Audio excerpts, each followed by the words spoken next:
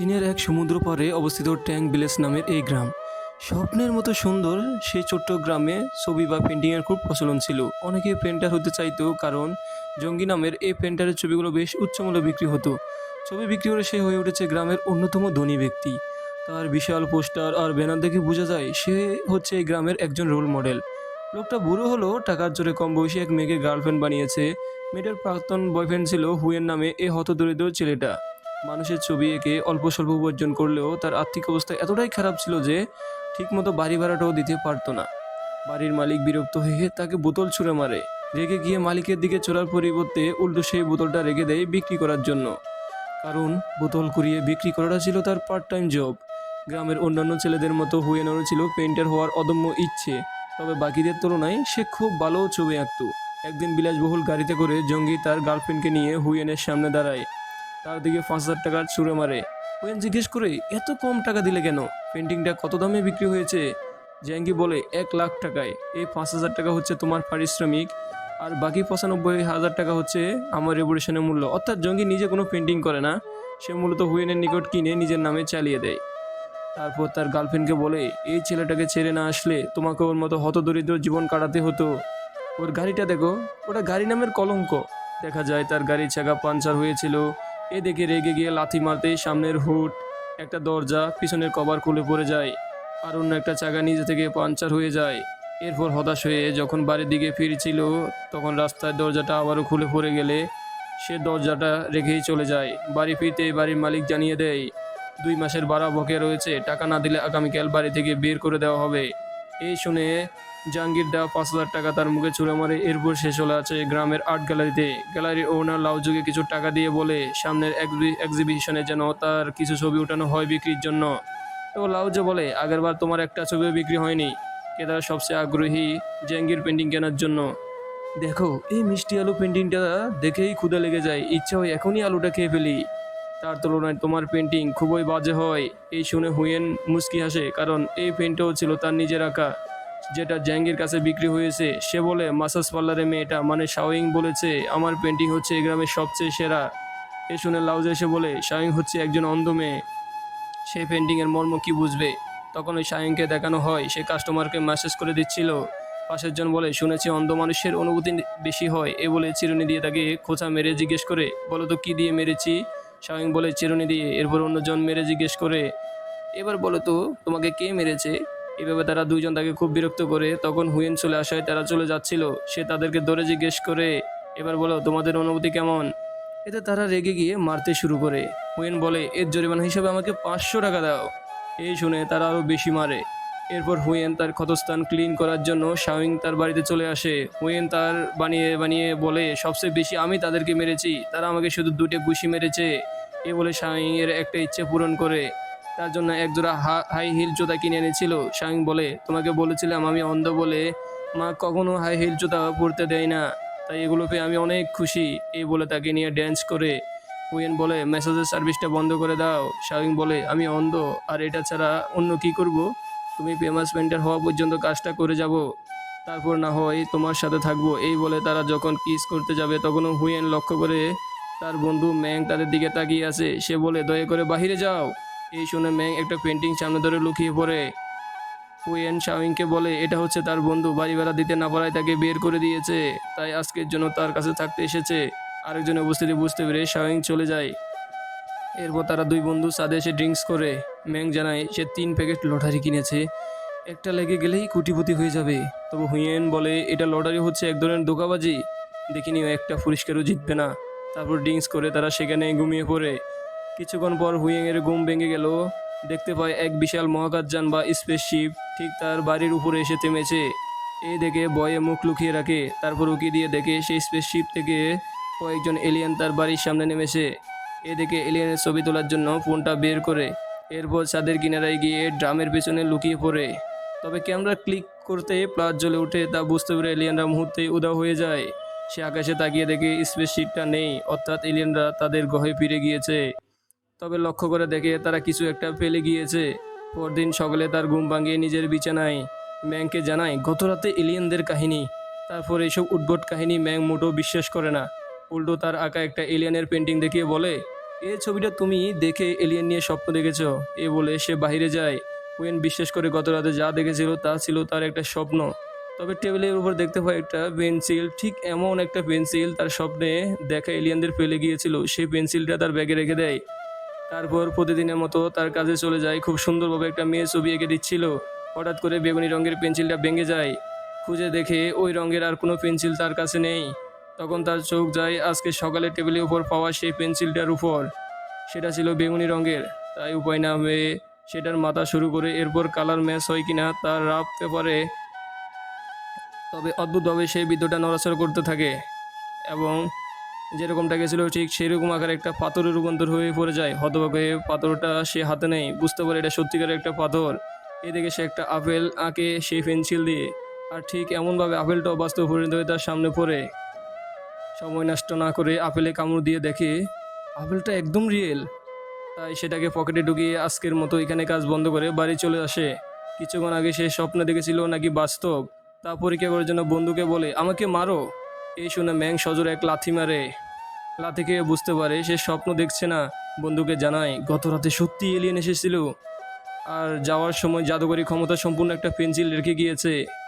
এসব উদ্ভট কথা শুনে ম্যাং বলে গত রাতে ড্রিঙ্কস করে তুমি এখনই মাতাল হয়ে আছো, অথবা মাথায় গন্ডগোল শুরু হয়েছে, তোমার চিকিৎসার প্রয়োজন। এই বলে 999-এ কল দিতে যাবে। তখন হুইয়াং তাকে সেই পাথর আর আপেল দেখিয়ে বলে এগুলো ওই পেন্সিল দিয়ে গেছিলাম যা বাস্তবে রূপান্তর হয়েছে। এই শুনে ম্যাং বলে তাহলে আমার জন্য একটা স্বর্ণের বার আঁকো। হুইয়েন তখন একটা গোল বার রেখে ফেলে। বেশ কিছুক্ষণ অপেক্ষা করার পরও ছবিটা বাস্তবে রূপান্তর হয় না। ম্যাং বলে তোমার মাথা খারাপ হয়ে গিয়েছে, এখনই হসপিটালে চলো। এই বলে কাগজটা ছিঁড়ে বাইরে ছুঁড়ে ফেলে। কিন্তু বাইরে থেকে কে একজন চিৎকার করে উঠে, জানালা দিয়ে দেখে তার বাড়ির মালিকের মাথা ফেটে গিয়েছে। সে তাদের উপর চেঁচামেচি করে বলে তোমরা উপর থেকে আমার মাথায় ইট ফেলেছ। এই বলে সে ইট হাতে নিয়ে দেখে সেটা ইট নয়, বরং 24 ক্যারেটের গোলবার। এই দেখে সেটা পকেটে পুরে চুপচাপ চলে যায়। এসব দেখে ম্যাং এবার জাদুকরি পেন্সিল বিশ্বাস করে বলে এখন ফেনেকের মতো একটা গোলবার আঁকো। সেই কথা অনুযায়ী এঁকে ফেলে। তারপর কোন একটা গোলবার তাদের সামনে হাজির হয়। এই দেখে ম্যাং খুশিতে কান্না করে আর বলে আমরা কোটিপতি। উইন বলে পেন্সিলটা আমি পেয়েছি, কোটিপতি হয়েছে শুধু আমি, তুমি না। ম্যাং ছুরি ঠেকিয়ে বলে তোমাকে জোর করে সাদে নিয়েছিলাম ড্রিঙ্কস করাতে আমি, তাই এই পেন্সিলের অর্ধেক ভাগ আমার। এই শুনে হুয়েন খুশি মনে রাজি হয়ে যায় আর বলে এই বিষয়ে কাউকে জানানো যাবে না, জাদুকরি পেন্সিলের মালিক শুধু তুমি আর আমি। তো এখন তাদের স্বপ্ন পূরণের সময়। সর্বপ্রথম তাদের প্রয়োজন একটা বাড়ি। তাই হুয়েন সুন্দর একটা বাড়ির ছবি আঁকে। সেই ছবি থেকে একটা অদ্ভুত আলো বেরিয়ে যায়। সেই আলো অনুসরণ করে বাইরে এসে দেখে তার আঁকা ছবিটার মতো একটা সুন্দর বিশাল বাড়ি তৈরি হয়ে গিয়েছে। হঠাৎ করে এই বাড়িটা কোথায় থেকে আসলো এই নিয়ে সবাই যখন কথাবার্তা বলছিল তখনই সেখানে পুলিশ চলে আসে। লোকজন পুলিশকে বলে কয়েক মিনিট আগেও এখানে কোনো বাড়ি ছিল না, এক মুহূর্তে বাড়িটা অলৌকিকভাবে তৈরি হয়েছে। এই শুনে পুলিশ এগিয়ে যায় বাড়িটা ইনভেস্টিগেশন করতে। এই দেখে ম্যাং বলে দ্রুত কিছু একটা করো। ওয়েন লক্ষ্য করে পেন্সিলের অপর মাথাটা ইরেজারের মতো এবং একটা বাটন প্রেস করে ছবির সামনে ধরতে ম্যাজিক্যালভাবে ছবিটা মুছে যায়। আর এদিকে পুলিশ যখন দরজা খুলে ঘরের মধ্যে ঢুকবে ঠিক তখনই ঘরটা উধাও হয়ে যায়। বুঝে উঠতে পারছিল না যে এসব কী হচ্ছে গ্রামে। এরপর তারা ঘরে ফিরে আসে। হুইন বলে ম্যাজিক পেন্সিল দিয়ে বাড়ি আঁকানো যাবে না, তাহলে পুলিশ আমাদের সন্দেহ করবে। ম্যাং বলে সব কিছুর সমাধান একটা, এটা হচ্ছে টাকা। টাকার ছবি এঁকে ফেলে সেই টাকা দিয়ে বাড়ি কিনবো। এই বলে সে নিজেই পেন্সিলটা কাগজে নিয়ে 20 কোটির সংখ্যা লিখে। তবে দেখা যায় যেমনটা এঁকেছিল তেমনইভাবে রাবারের তৈরি সংখ্যা বেরিয়ে আসে।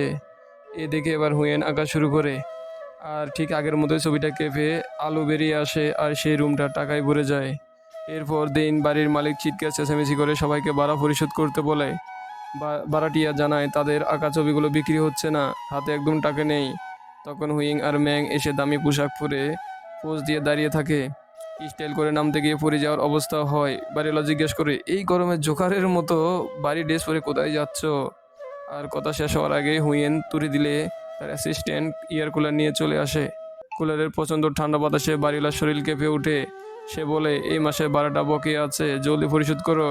এই কথা শেষ হওয়ার আগেই তাদের অ্যাসিস্ট্যান্ট কয়েকটা বিপ্রিজ ভর্তি টাকা নিয়ে আসে, যা দেখে নিজের চোখে সে বিশ্বাস করতে পারছিল না। এরপর তারা সবাইকে জানিয়ে দেয় যেহেতু এই বাড়ির সব বাড়িটি আর্টিস্ট হওয়ার জন্য স্ট্রাগল করছে, তাই শিল্পীদের সম্মানার্থে তারা আগামী 100 বছরে সবার বাড়ি ভাড়া পরিশোধ করে দেবে। এই শুনে সবাই খুশিতে হাতের তালি দিয়ে ধন্যবাদ জানায়। তবে বাড়িওয়ালার মাথা ঘুরে যায়। এরপর তারা সিকিউরিটি এবং বিলাসবহুল গাড়ি নিয়ে বেরিয়ে পড়ে। তাদের এই কর্মকাণ্ড সবাই হতবাক হয়েছিল। দেখা যায় জাঙ্গির চেয়ে বড় পোস্টার লাগানো হয়েছে হুয়েনের। সে এখন গ্রামের নতুন রোল মডেল। ওদিকে জাঙ্গির তার গার্লফ্রেন্ডকে নিয়ে এসেছিল বাড়ি কেনার জন্য। গ্রামের পাশে উন্নত রেসিডেন্সিয়াল এরিয়া নির্মাণ করা হয়েছে। জাঙ্গির গার্লফ্রেন্ড একটা বাড়ি পছন্দ করলেও সেটা উচ্চমূল্যের হওয়ায় জাঙ্গি বলে আরেকটু কম দামের বাড়ি বাছাই করো। তখন সেখানে এন্ট্রি হয় হুয়েনদের। জাঙ্গি বলে, এটা কোনো সবজি বাজার নয়, এখানে কি জন্য আসলে? ম্যাং বলে তারা নতুন ভিআইপি এরিয়া সবচেয়ে দামি দুটি বাড়ি কিনবে। ম্যানেজার জানায় দুটি রেডিমেড বাড়ি আছে, সেখানে ফার্নিচার থেকে শুরু করে সব কিছু সেট করা রয়েছে, তবে এক একটার দাম পড়বে 30 মিলিয়ন করে। তারা জানিয়ে দেয় এই দুটি বাড়ি এখনই কিনে নেবে। এরপর তাদের এত ক্যাশ টাকা গুনতে গিয়ে কয়েকটা মেশিন নষ্ট হয়ে যায়। আর এইসব কিছু দেখে অবাক হয়ে জ্যাঙ্গি এবং তার গার্লফ্রেন্ড সেদিন রাতের বেলা হুয়েন শাংকে নিয়ে আসে নতুন বাড়ির সারপ্রাইজ দিতে। তবে শাওইং জানায় সে অলরেডি তার সারপ্রাইজ সম্পর্কে জানে। মানুষজন বলা বলি করছিল তারা দুই বন্ধু সবচেয়ে দামি দুটি বাড়ি কিনেছে। সারপ্রাইজ দিতে না পেরে কিছুটা মন খারাপ হলেও আতশবাজি দিয়ে সেলিব্রেশন শুরু করে। যেহেতু শাওইং চোখে দেখে না, তাই একজন বয়স আর্টিস্ট রেখেছিল সব কিছু বুঝিয়ে বলার জন্য। অগণিত মিউজিশিয়ান আর গ্রামের সবাইকে ইনভাইট করা হয় বাড়ির উদ্বোধন অনুষ্ঠানে। দেখা যায় এক সুন্দরী মডেলকে ম্যাং গার্লফ্রেন্ড বানিয়ে ফেলেছে। এরপর হুয়েন শাওইংকে 999টা গোলাপ দিয়ে বিয়ের প্রপোজ করে। তবে শাওইং মানা করে দিয়ে বেরিয়ে আসে। হুয়েন তার পিছু পিছু এসে কারণ জিজ্ঞাসা করে। সে বলে, তুমি অনেক ধনী হয়ে গিয়েছো, আমাকে বিয়ে করলে সবাই তোমাকে নিয়ে হাসি ঠাট্টা করবে, বলবে এত ধনী মানুষ কীভাবে একটা অন্ধ মেয়েকে বিয়ে করলো। তখন হুয়েন তাকে সব কিছু বলে দেয়, সে কিভাবে এলিয়েনদের পেন্সিল ব্যবহার করে ধনী হয়েছে। এই বলে পেন্সিলটা তার হাতে দেয়, বলে এই পেন্সিল দিয়ে যা আঁকা হবে তাই বাস্তবে পরিণত হয়ে যাবে। এই শুনে শাওইং বলে, তাহলে আমার জন্য দুটি চোখ এঁকে দাও আর আমার দৃষ্টি ফিরিয়ে দাও, তারপর তোমার গল্প বিশ্বাস করব। পরের দিন হুয়েং ম্যাং এর নিয়ে আসা হলিউড অ্যাক্ট্রেস মারিয়ার সুন্দর চোখের ছবি দেখে ঠিক ওই রকমই দুটি ছবি আঁকে। তারপর শাওইং এর কাছে গিয়ে অপেক্ষা করতে থাকে। এবার একইভাবে ছবিটা কেঁপে ম্যাজিক অ্যাক্টিভ হয়ে যায়, তবে শাওইং এর চোখে দৃষ্টি ফেরে না।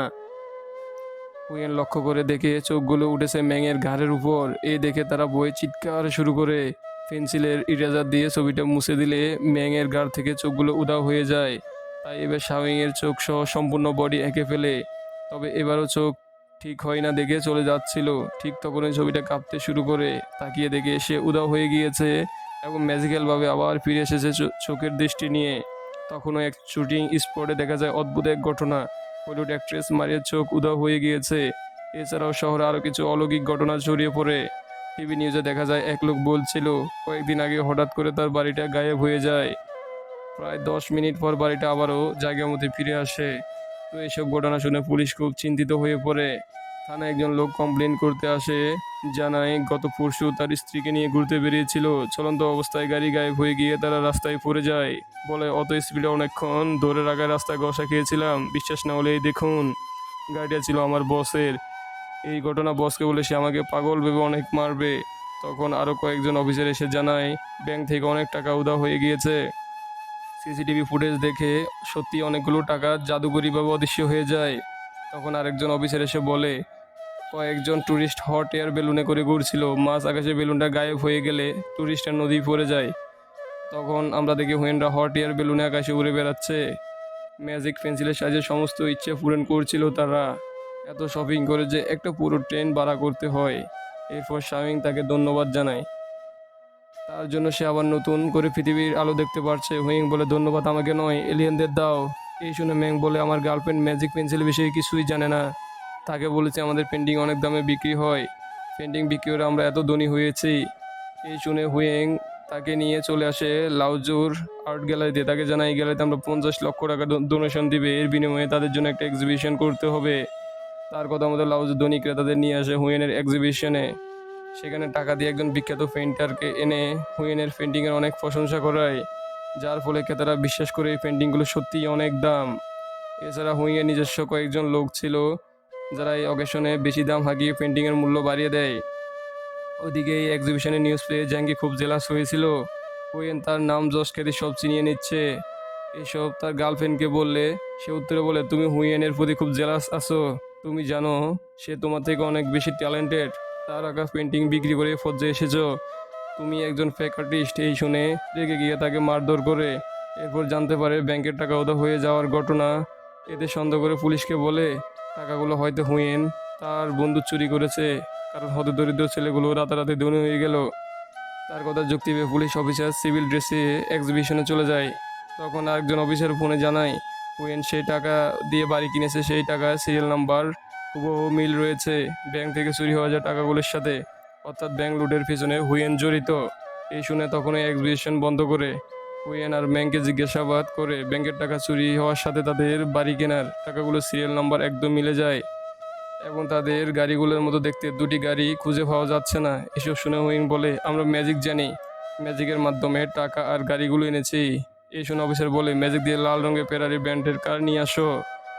তারা অফিসারদের আড়ালে যেতে বলে, এরপর জটপট একটা গাড়ি এঁকে ফেলে। গাড়ির সাউন্ড শুনে সবাই ভিতরে গিয়ে দেখে সত্যি যেমনটা বলছিল ঠিক তেমন একটা গাড়ি তাদের চোখের সামনে। এ দেখে অফিসার তাদের ম্যাজিক বিশ্বাস করে ছেড়ে দেয়। বাড়ি ফিরে স্বামী নিজে দেখে হলিউড অ্যাক্ট্রেস মারিয়ার চোখ উধাও হয়ে গিয়েছে। এছাড়াও তারা বিভিন্ন স্থানে ঘটে যাওয়া সমস্ত অলৌকিক নিউজগুলো দেখে। হুয়েন বলে ম্যাজিক পেন্সিল দিয়ে 200 মিলিয়ন টাকা এনেছিলাম, ঠিক একই পরিমাণ টাকা ব্যাংক থেকে গায়েব হয়েছে। এছাড়াও নিউজে দেখানো হয় ওই বাড়িটা আমরা পেয়েছিলাম। আর স্বামী বলে যেদিন আমি দৃষ্টি ফিরে পেয়েছিলাম সেদিনই হলিউড অ্যাক্ট্রেস মারিয়ার চোখ গায়েব হয়ে যায়। অর্থাৎ ম্যাজিক পেন্সিল দিয়ে যা জানা হয় তাই বাড়ির মালিক অন্য কেউ অন্য জায়গা থেকে আমাদের কাছে চলে আসে। ওইদিকে অফিসাররা যখন গাড়িটার রহস্য বোঝার চেষ্টা করছিল তখন অন্য অফিসার এসে জানায় ফেরারি ব্র্যান্ডের শোরুম থেকে কমপ্লেন এসেছে লাল রঙের একটা গাড়ি উধাও। সেই গাড়ির ছবি মিলিয়ে বুঝতে পারে এটাই হচ্ছে সেটা। অফিসার বুঝতে পারে এসব হুইয়েনের কাজ, তবে চুরির কোনো তথ্য প্রমাণ না থাকায় তাকে অ্যারেস্ট করতে পারবে না। তাই হুইয়েনের বাড়ির সামনে এসে অপেক্ষা করে তথ্য প্রমাণের আশায়। এদিকে জানালা দিয়ে পুলিশের গাড়ি দেখে হুইয়েন তারা বলছিল যেহেতু কোনো চুরি ডাকাতি করেনি তাই ভয় পাওয়ার কিছুই নেই।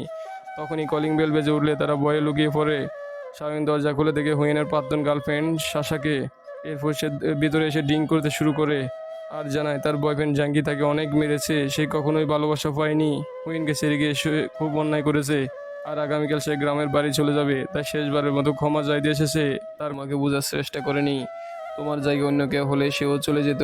তবে শশা তাকে থামিয়ে কংগ্রেচুলেশন জানায় অবশেষে সফল পেন্টার হওয়ার কারণে। হুইন বলে আমি সফল পেন্টার হতে পারিনি, আমি একজন ফ্রড।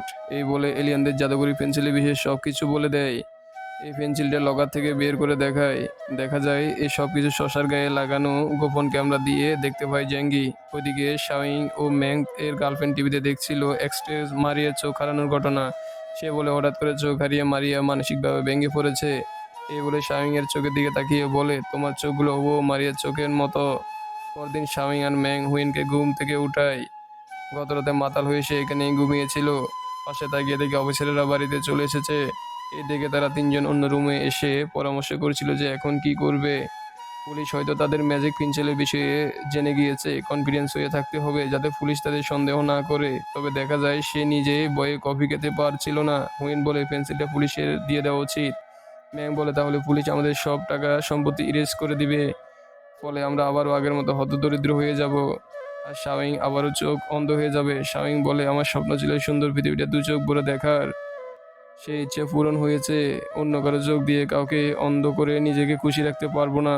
তাদের সব কথা ম্যাংয়ের গার্লফ্রেন্ড শুনতে পেয়ে বলে আমি টাকার লোভে আসিনি, ম্যাংকে আগে থেকে পছন্দ করতাম, তাই পেন্সিলটা দিয়ে দিলে আমি ম্যাং আবার হতদরিদ্র হয়ে গেল তাকে ছেড়ে যাব না। এরপর হুয়েং লকারটা পুলিশের সামনে নিয়ে আসে, পাসওয়ার্ড দিয়ে লকার খুলে ফেলে। তবে সবাই শকড হয়ে তাকিয়ে থাকে। এ দেখে সে নিজে যখন তাকায় তখন একদম শকড হয়ে যায়, কারণ লকারটা ছিল একদম খালি। পেন্সিলটা কে চুরি করেছে ফ্ল্যাশব্যাকে গত রাতের ঘটনা দেখানো হয়। তারা দুজন ড্রিঙ্কস করে ঘুমিয়েছিল, তখন জঙ্গি এসে চুরি করে নেয়। বাড়ির বাইরে অফিসারেরা বলে তার গার্লফ্রেন্ডকে নিয়ে এই বাড়িতে এসেছে আর বর্তমানে সে হেলিকপ্টার করে ঘুরে বেড়াচ্ছে। তার অ্যাসিস্টকে বলে ম্যাজিক পেন্সিল দিয়ে নিজের সমস্ত ইচ্ছে পূরণ করবে। সর্বপ্রথম গোলাপের design ultra modern art exhibition centre এঁকে ফেলে আর মুহূর্তে তা বাস্তবে পরিণত হয়। আর আর্টিস্ট বলে এবার টাকার ছবি আঁকুন, হুইয়েনের চাইতে আমরা দামি বাড়ি কিনবো। তবে সে বলে আমার স্বপ্ন বাড়ি নয়, রাজত্ব। দেখা যায় একটা ছোটোখাটো প্রাচীন রাজত্ব এঁকেছিল, যা দেখে অ্যাসিস্টটা হতবাক হয়ে যায় এবং তার রুচির প্রশংসা করে আর বলে তার এখন শশাকে ছেড়ে দেওয়া উচিত। জাঙ্গি বলে এই রাজত্বের সাথে ওর মতো মেয়ে মানাবে না, আমার চাই দেশের সবচেয়ে সুন্দরী মেয়ে। তবে এ দেখে তারা কনফিউশনে পড়ে যায়। তাদের রিয়াকশন দেখে বুঝতে পারে সে ম্যাগাজিনের উল্টো পৃষ্ঠা দেখে ফেলেছে। এরপর ফ্রন্ট পেজে দেখায় মেয়েটার ছবি, সে রয়েছে বিউটি কম্পিটিশনে। সে ওই কম্পিটিশনের উইনার। তাকে ক্রাউন পরিয়ে দেওয়ার সময় সে উধাও হয়ে যায়। চলে আসে জাহাঙ্গীর সামনে। ভাবছে সে হয়তো স্বপ্ন দেখছে, বলে এই প্রাচীন প্যালেস এবং অদ্ভুত পোশাক বাস্তবে অসম্ভব। এই শুনে তাকে চর মেরে বোঝানো হয় সে বাস্তবে আসে, স্বপ্নে নয়। জাহাঙ্গীর বলে, আমি তোমার মালিক, যা বলবো তাই করতে হবে। তবে সে উল্টো ঘুষি দিয়ে তার নাক ফাটিয়ে দেয়।